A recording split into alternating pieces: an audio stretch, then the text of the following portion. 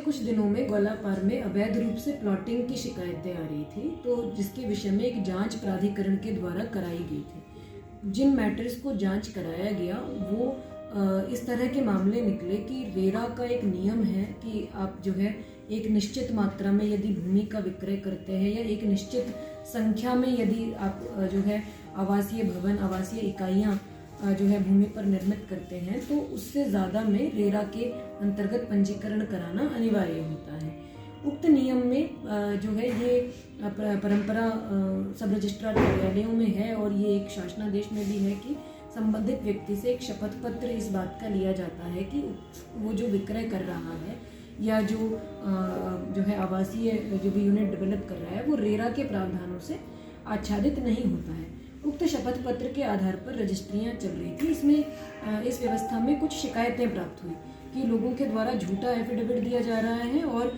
लोग एफिडेविट दे रहे हैं कि रेरा के प्रावधान नहीं लागू होते, लेकिन वास्तविक रूप से धरातल पर वो अवैध कॉलोनी के रूप में या प्लॉटिंग के रूप में 25-25, 20-20 यूनिट एक जो है खेत नंबर में डेवलप करी गई है। उसकी जांच प्राधिकरण ने की। लगभग 6-7 ग्राम सभाओं में जांच हुई, जिसमें हल्द्वानी के गोलापार के कुछ विलेजेस हैं और रामनगर के 1-2 विलेजेस हैं। उन चिन्हित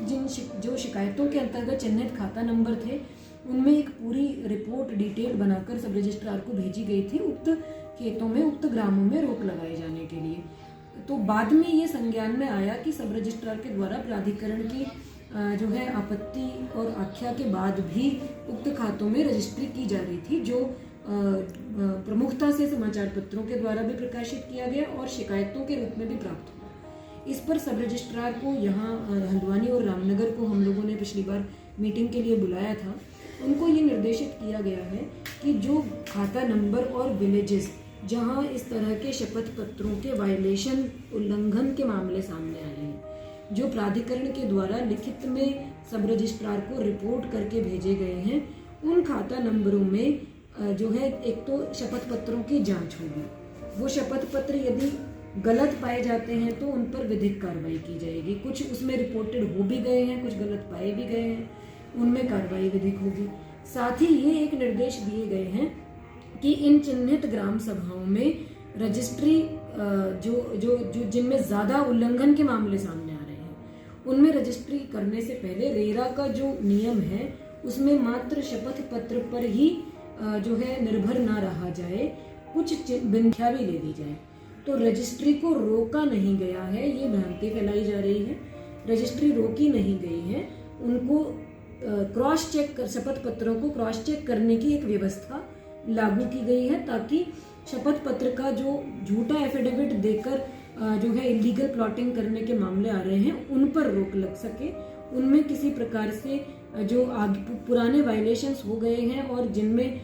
वो चीज़ जांच में सामने भी आ गई है, उनमें विधिक कार्रवाई भी की जा सके और भविष्य में इस तरह की जो प्रॉपर्टी का जो डेवलपमेंट हो रहा है बिना प्रावधानों का, बिना नियमों का पालन करे, उस पर रोक लगे। इसमें ये भी स्पष्ट करना ज़रूरी है कि जो किसान अपनी भूमि को एक बार बेच रहा है या 2 बार बेच रहा है, जो प्लॉट के रूप में नहीं है, जो प्लॉटिंग के रूप में नहीं है या आवासीय इकाइयों को डेवलप करने के रूप में नहीं है, कॉलोनी डेवलपमेंट के रूप में नहीं है, उनमें किसी प्रकार की कोई रोक नहीं लगी है। जो कृषि भूमि व्यक्ति अपना 1 बार बेचता है, 2 बार बेचता है,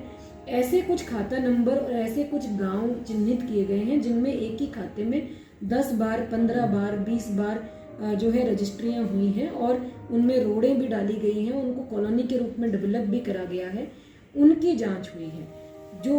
उक्त क्षेत्र में जो एफिडेविट सबमिट करे हैं संबंधित व्यक्तियों ने, उन शपथ पत्रों का भी रैंडम भौतिक परीक्षण हम लोग करा रहे हैं। जो शपथ पत्र सही हैं उन पर किसी प्रकार की कोई कार्रवाई नहीं होगी। जो शपथ पत्र भौतिक निरीक्षण में गलत पाए जाएंगे उन पर विधिक कार्रवाई करी जाएगी।